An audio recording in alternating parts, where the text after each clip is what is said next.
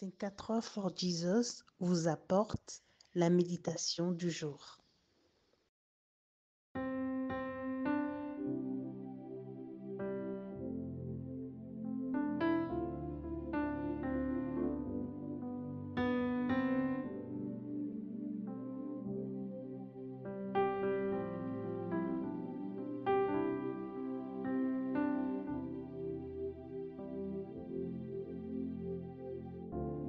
L'homme prudent voit le mal et se cache. Les simples avancent et sont punis. Livre des Proverbes au chapitre 27, le verset 12. Comment cultiver la prudence?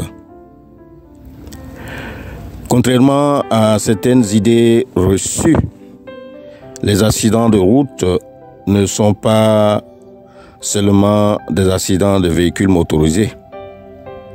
De plus en plus de piétons sont fauchés dans leur marche et de plus en plus de jeunes, en majorité de 18 à 24 ans, perdent la vie sur les routes.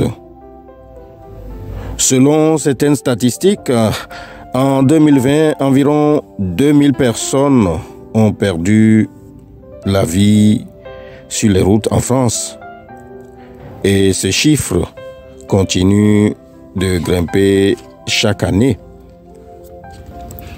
Le test de méditation de ce jour semble cultiver ou attirer notre attention sur un fait qui nous interpelle tous, particulièrement en tant que chrétiens. Si nous voulons avoir une vie épanouie et éviter les accidents dans les différents domaines de notre vie, la parole de Dieu nous rappelle donc à la prudence, une qualité souvent citée dans la Bible et même une qualité propre de Dieu. Moi, la sagesse, je vis avec la prudence. J'ai inventé la science de la réflexion. Les conseils et l'habileté sont miens, comme l'intelligence et la force. Livre des Proverbes au chapitre 8, les versets 12 à 14. Bien-aimés dans la foi, comment donc négliger une telle qualité dans notre vie? Devrions-nous mener une vie à l'aveuglette, sans grande conscience des dangers et des pièges du mal dans le présent et dans l'avenir? Quelle est donc la leçon à retenir de ce test de ce jour? Nous devons garder que la prudence nous fait prendre conscience et nous amène à nous méfier des dangers et surtout de nous en échapper. Beaucoup de chrétiens ont été surpris après un licenciement de se retrouver dans la précarité parce qu'il n'y avait pas de plan B prévu.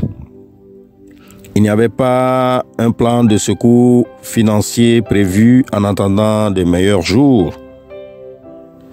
La parole de Dieu nous rappelle, en tant que chrétiens, que nous devons cultiver la prudence. Nous devons apprendre à planifier l'avenir.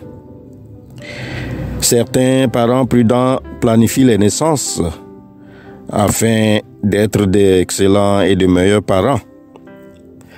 Mais les moins avertis se retrouvent dans des situations très difficiles où le coût de la vie, l'effort et le temps consacrés pour l'éducation des enfants devient problématique. Ma sœur, mon frère en Christ, nous sommes appelés aujourd'hui à un effort de prudence dans chaque domaine de notre vie pour être de bons modèles, pour être de bons citoyens, pour être de bons parents et tout simplement pour refléter le caractère divin.